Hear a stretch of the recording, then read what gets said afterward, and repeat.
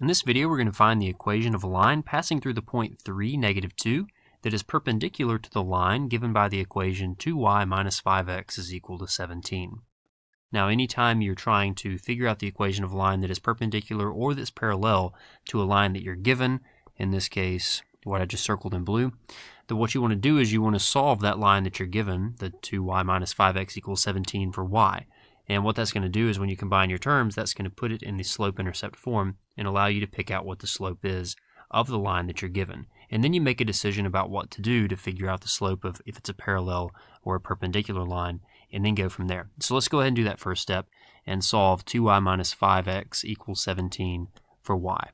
So the first step to get y by itself is we're going to add 5x to both sides. And what that's going to do is that's going to leave us with 2y on the left-hand side equal to 5x plus 17. And now we're going to divide both sides by 2, which is the same thing as dividing all terms by 2. And that's going to isolate the y on the left-hand side.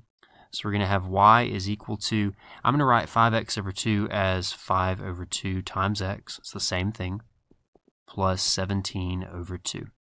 And so what this does is this allows us, since we've combined all like terms, solve for y, we're now in the slope-intercept form, so we can easily pick out the slope and the y-intercept. And all we're really interested in is the slope, which I'm going to circle in green.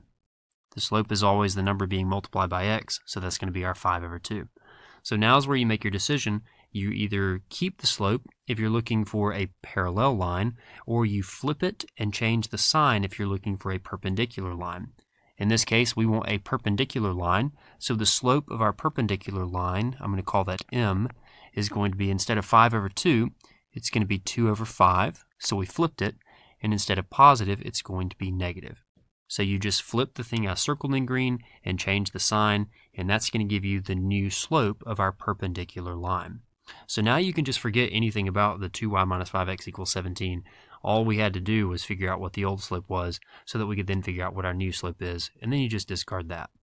So the next thing we want to do, we've figured out what the slope of a perpendicular line is, but now we need to figure out exactly which perpendicular line has that slope that passes through the point 3, -2. So we're given an x value and a y value. So we're going to call that x1, y1. If you wanted to label that in the beginning, that would have been fine.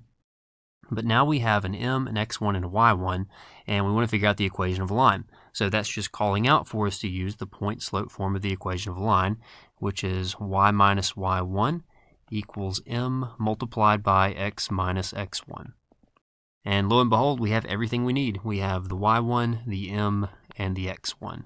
So we're going to go ahead and plug in those numbers and solve. So y minus y1, we're going to put -2 in the place of y1. Y minus y1 equals m, which we now know is -2 over 5, multiplied by x minus x1, which we now know to be 3. And now we're just going to do a little bit here cosmetically to make this look a little bit better. Simplifying on the left-hand side, y minus -2, that's the same thing as y plus 2. The two negatives cancel. And I'm going to leave everything else on the right-hand side because it's good to go. Not much we can do to make it look better. So y plus 2 equals -2 over 5 times x minus 3 is going to be our answer.